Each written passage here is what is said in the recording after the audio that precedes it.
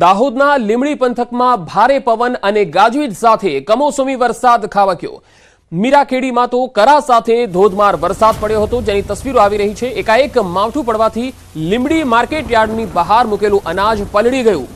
ઘઉં, મકાઈ, ચણા સહિતના પાકોને ભારે નુકસાન થયું। હવામાન વિભાગે સાવચેતીના પગલાં રાખવાની સૂચના પહેલા જ આપી દીધી હતી, છતાં પણ એપીએમસીમાં જણસી ખુલ્લામાં પડી રહી અને કોઈ પણ પ્રકારની તકેદારી ન રાખવામાં આવી, જેનું આ પરિણામ છે। એપીએમસીના સત્તાધીશોની ઘોર બેદરકારીથી મહામૂલો પાક પલળી ગયો અને વેપારીઓને મોટું નુકસાન સહન કરવાનો વારો આવ્યો। એપીએમસીમાં લાખો રૂપિયાનું નુકસાન થયું છે આ કમોસમી વરસાદ પડવાના કારણે, કેમ કે માલ બધો બહાર પડ્યો હતો। અચાનક વરસાદ આવવાને કારણે માલ પલળી ગયો છે। કમોસમી વરસાદથી અંદાજે ઘઉં પલળી ગયા છે, મકાઈ પલળી ગઈ છે, ચણા બી પલળી ગયા। બહાર બધો માલ પડ્યો હતો, એટલે બધો માલ પલળી ગયો છે। એના માલનો ઢગલો કરવો પડશે, એટલે બધી મજૂરીથી માલને બધું નુકસાન થયેલું છે। અને હવે વાત કરીશું મહાસંગ્રામની।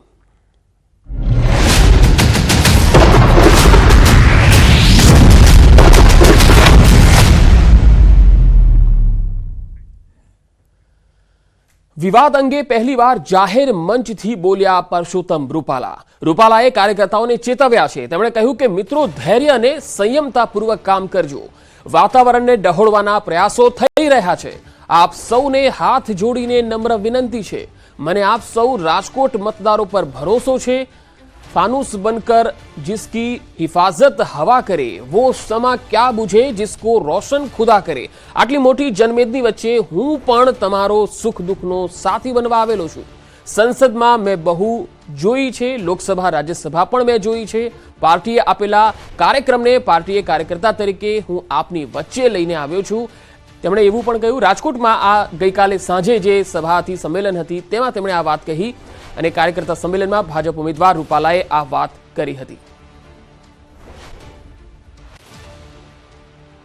મિત્રો, વાતાવરણને ડોળવા માટેના જે પ્રયાસો થઈ રહ્યા છે, મારી બે હાથ જોડીને આપ સૌને વિનંતી છે, ધૈર્ય અને સંયમપૂર્વક કામ કરજો।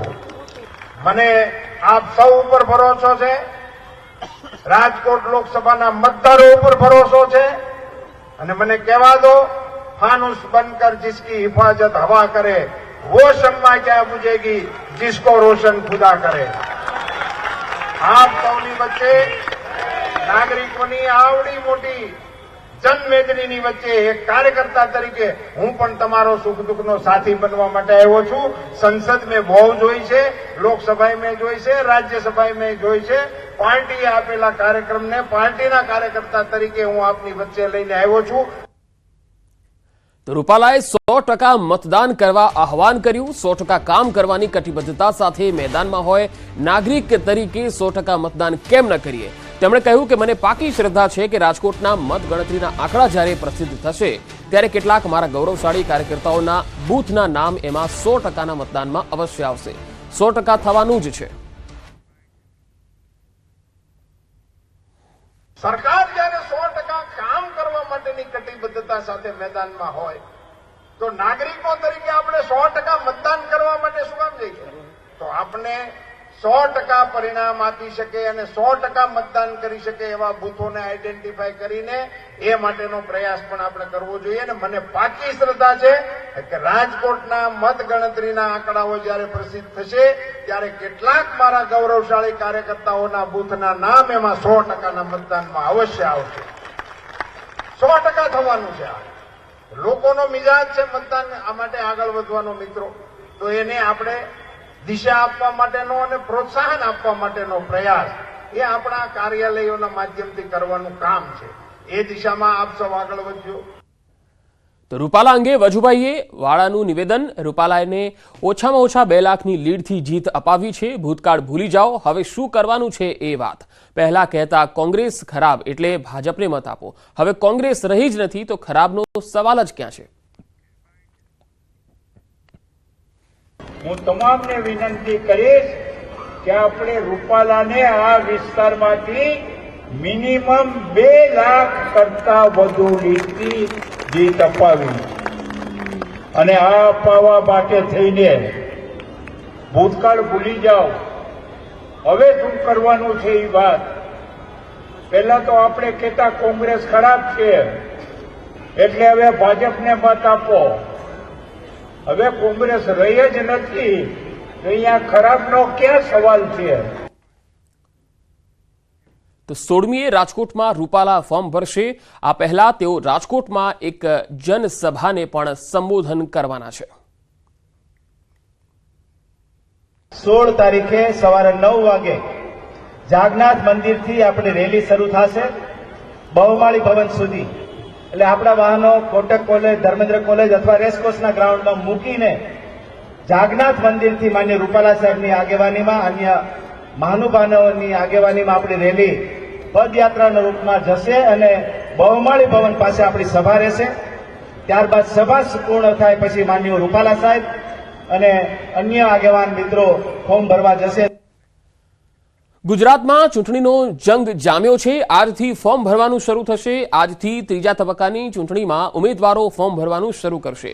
ફોર્મ ભરવાની છેલ્લી તારીખ 19 એપ્રિલ છે અને 20 એપ્રિલે ફોર્મની ચકાસણી કરવામાં આવશે.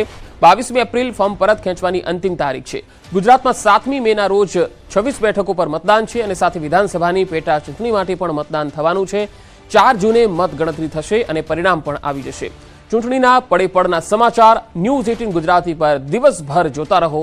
ન્યૂઝ 18 પર મહાસંગ્રામ.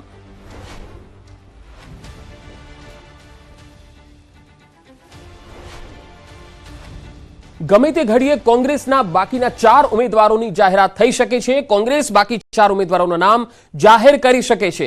લોકસભાની 4 પેટા ચૂંટણીના ઉમેદવાર પણ જાહેર કરી શકે છે. અમદાવાદ પૂર્વ, મહેસાણા, રાજકોટ અને નવસારી લોકસભા બેઠકના ઉમેદવારોની હજુ કોંગ્રેસે જાહેરાત નથી કરી અને હવે ગમે તે ઘડીએ આ 4 બેઠકોના નામોની જાહેરાતની સંભાવના છે.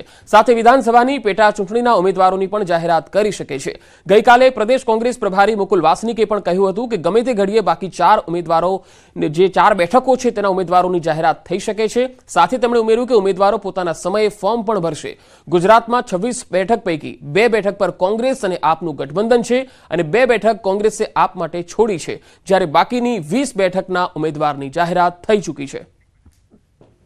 તો મુકુલ વાસનિકે ગઈકાલે સંકેત આપ્યા હતા કે યાદી બની ચૂકેલી છે, ઉમેદવારોના નામ નક્કી થઈ ચૂક્યા છે અને ગમે તે સમયે કોંગ્રેસ આ ઉમેદવારોના નામની જાહેરાત કરી દેશે. बची है 4 सीटों पर, वो भी फैसला कौन प्रत्याशी कहां से चुनाव लड़ेगा ये फैसला हो चुका है. किसी भी समय हम उसकी घोषणा करेंगे. हमारे प्रत्याशियों ने तय कर लिया है कि कौन किस समय अपना पर्चा दाखिल करेंगे. વિસનગરમાં ત્રીજી વાર કોંગ્રેસમાં ગાબડું પડ્યું છે. આ એક મહત્વપૂર્ણ ખબર. આરોગ્ય પ્રધાન ઋષિકેશ પટેલનો કાંસા NAમાં ભાજપમાં ભરતી મેળો યોજાયો, જેમાં કોંગ્રેસના અને આમ આદમી પાર્ટીના અને કોંગ્રેસના આગેવાનો સહિત 500 થી 700 જેટલા કાર્યકર્તાઓ ભાજપમાં જોડાઈ ગયા છે. વિસનગરમાં ત્રીજી વખત કોંગ્રેસમાં ગાબડું પડ્યું. પશાભાઈ, કમલેશભાઈ, ભાઈ શ્રી પ્રશાંતભાઈ, ઇન્દ્રવદનભાઈ કેટલા મહત્વના કાર્યકર્તાઓ કે જેઓ પોતાના ગામમાંથી અને બીજા ગામોમાંથી પણ અનેક કાર્યકર્તાઓ, અત્યારે એક પણ ગામ એવું નહીં હોય કે જ્યાંથી 2 થી 5 ઓછામાં ઓછા કાર્યકર્તાના જોડાયા. 40 વર્ષથી આપણે જ્યારે એક ધારી કોંગ્રેસની બેઠી કરવાની મહેનત કરતા હોય અને પરિણામ લાયા હોય જિલ્લા પંચાયત, તાલુકા પંચાયતો, પણ એમને જો કરવું જ ના હોય, કોંગ્રેસ બેઠી જ ના કરવી હોય, એવા મળતિયાઓ જ્યારે જ્યારે સ્થાન જિલ્લામાં લઈ લે અને ટિકિટનો વેપાર કરી નાખતા હોય બારોબાર. એટલે કોંગ્રેસ પગ ખરાબ નથી, પણ જે બેઠેલા હોદ્દા ઉપર હોય માણસો, એ માણસો આ રીતે વેપારો કરીને કોંગ્રેસને બેઠી કરવાનું આયોજન કરતા. જિલ્લા પ્રમુખો તમે પણ જોયું છે 2015માં 2020માં જિલ્લા પ્રમુખ કોણ હતા કોંગ્રેસના, એ જ મળતિયા આજે પણ એ લોકો ચાલુ જ રાખેલું છે. પાર્ટી જે પણ અમને કામ સોંપે તે અમે સંપૂર્ણ નિષ્ઠાથી નિભાવીશું અને વિકાસના જે પણ કાર્યોમાં. કેટલા લોકો જોડાયા છે તમારી સાથે? આશરે 500 થી 700 લોકો અમારી સાથે ભારતીય જનતા પાર્ટીમાં આજે જોડાયા છે. જે પણ અમને કામ સોંપે તે અમે સંપૂર્ણ નિષ્ઠાથી નિભાવીશું અને વિકાસના જે પણ કાર્યોમાં. કેટલા લોકો જોડાયા છે તમારી સાથે? આશરે 500 થી 700 લોકો અમારી સાથે ભારતીય જનતા પાર્ટીમાં આજે જોડાયા છે. જેતપુરમાં ચેટીચાંદના પર્વે ધારાસભ્ય જયેશ રાદડિયા ડીજેના તાલે ઝૂમતા હોય તેવો એક વિડીયો વાયરલ થયો. ચેટીચાંદના પર્વ ઉપર જેતપુરમાં નીકળેલ શોભાયાત્રામાં ધારાસભ્ય જયેશ રાદડિયા તેમજ સિંધી સમાજના નવયુવાનો સાથે ડીજેના તાલે ઝૂમી ઉઠ્યા હતા.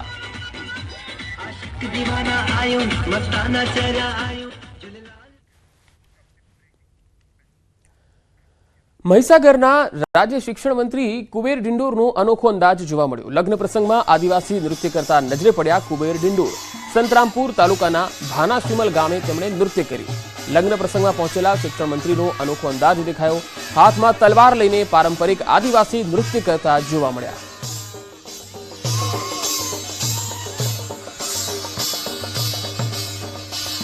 કુબેર ડિંડોરનો આ વિડીયો શિક્ષણ મંત્રી અનોખા અંદાજમાં જોવા મળ્યા. મહીસાગરના એક લગ્ન પ્રસંગમાં તેઓ નૃત્ય કરતા જોવા મળ્યા. આદિવાસી નૃત્ય કરતા જોવા મળ્યા શિક્ષણ મંત્રી કુબેર ડિંડોર. ભાનાશીમલ ગામે તેઓ પહોંચ્યા હતા એક પ્રસંગમાં હાજરી આપવા માટે અને હાથમાં તલવાર લઈ પારંપરિક આદિવાસી નૃત્ય કર્યું. સમગ્ર રાજ્યમાં ચૂંટણીનો જંગ જામ્યો છે ત્યારે જૂનાગઢ લોકસભા બેઠક પર ચૂંટણીના જંગ વચ્ચે શાબ્દિક યુદ્ધ શરૂ થયું હોય તેવા દ્રશ્યો સામે આવ્યા. ભાજપના ધારાસભ્યએ ઉનાના પૂર્વ ધારાસભ્ય પુંજા વંશ પર આક્ષેપ કર્યા. ભાજપના ધારાસભ્ય કાળુભાઈ રાઠોડે જાહેર મંચ પરથી પુંજાભાઈ વંશ સામે ગંભીર આક્ષેપો કર્યા. તેમણે કહ્યું કે પુંજાભાઈ ચૂંટણીમાં હારી ગયા માટે હવે તેઓ તે સમયે થયેલા ખર્ચને કાઢવા કોંગ્રેસના ઉમેદવાર સાથે રહી પ્રચાર કરી રહ્યા છે. આ નિવેદનથી હાલ રાજકારણ ગરમાયું છે. બીજી તરફ ભાજપ ઉમેદવાર રાજેશ ચુડાસમાએ આ વખતે પણ ભાજપની જીત સુનિશ્ચિત હોવાનું નિવેદન આપ્યું. કોઈની વાતોમાં આવ્યા વગર આ વખતે એને એવું છે કે ઉમેદવાર તરફ આર્થિક રીતે સક્ષમ છે તો થોડું વ્યવસ્થા કરી લઈએ. ભાઈને બીજી કોઈ ચિંતા નથી.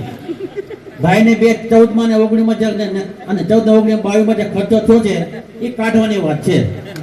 ઉમેદવાર જે ખાવું એ થાય. 16 તારીખે આ મોટી સંખ્યામાં જુનાગઢ ખાતે ભારતીય જનતા પાર્ટીનો પેલો ઘા પરમેશ્વરનો એમ કરી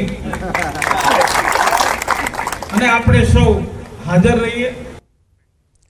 આગામી 7 મેના રોજ ગુજરાતમાં યોજાવાની છે લોકસભાની ચૂંટણી અને આ ચૂંટણી શાંતિપૂર્ણ માહોલમાં પૂર્ણ થાય તે માટે પોલીસ દ્વારા તમામ તૈયારીઓ કરવામાં આવી રહી છે. શહેરના સંવેદનશીલ વિસ્તારોમાં પોલીસે પેરામિલિટરી ફોર્સ ઉતારી દીધી છે. પેરામિલિટરી ફોર્સે શહેરમાં પેટ્રોલિંગ શરૂ કર્યું. ઉપરાંત શહેર પોલીસ દ્વારા અસામાજિક તત્વો વિરુદ્ધ અટકાયતી પગલાં, પાસા સહિતની કામગીરી પણ કરવામાં આવી છે. લોકસભાની ચૂંટણીને ધ્યાનમાં રાખીને શહેરમાં કાયદો અને વ્યવસ્થાની પરિસ્થિતિ જળવાઈ રહે તે માટે પોલીસ દ્વારા અલગ અલગ કામગીરી છે તે શરૂ કરી દેવામાં આવી છે. ખાસ કરીને જો વાત કરીએ તો જે પણ સંવેદનશીલ વિસ્તારો છે કે જ્યાં પોલીસ દ્વારા પેટ્રોલિંગ શરૂ કરી દેવામાં આવ્યું છે. આપ જે દ્રશ્ય જોઈ રહ્યા છો તે પાલડી વિસ્તારના છે કે જ્યાં જે પેરામિલિટરી ફોર્સ છે, બીએસએફના જવાનો છે તેમના દ્વારા ખાસ કરીને ફ્લેગ માર્ચ કરવામાં આવી રહી છે. એટલે કે જે લોકસભાનું ચૂંટણી છે તે શાંતિપૂર્ણ માહોલમાં પૂર્ણ થાય તે માટેના પોલીસ દ્વારા પ્રયત્ન શરૂ કરી દેવામાં આવ્યા છે. આ ઉપરાંત વાત કરીએ તો જે પણ અસામાજિક તત્વો હોય છે તેમની સામે અટકાયતી પગલાંની કામગીરી કરવામાં આવી રહી છે. ઉપરાંત જે જરૂરી લાગે તો પોલીસ દ્વારા પાસા પણ કરવામાં આવી રહી છે અને કોઈપણ જગ્યાએ અસામાજિક પ્રવૃત્તિ ન થાય તેની ખાસ તકેદારી છે તે પોલીસ દ્વારા રાખવામાં આવી રહી છે. એટલે સંપૂર્ણપણે પોલીસ દ્વારા હાલ તૈયારીઓ શરૂ કરી દેવામાં આવી છે અને જે પણ સંવેદનશીલ વિસ્તારો છે કે જ્યાં પેટ્રોલિંગ પણ કરવામાં આવી રહ્યું છે. કેમેરામેન હરીશ શર્મા સાથે ઋત્વિજ સોની, ન્યૂઝ 18 ગુજરાતી, અમદાવાદ.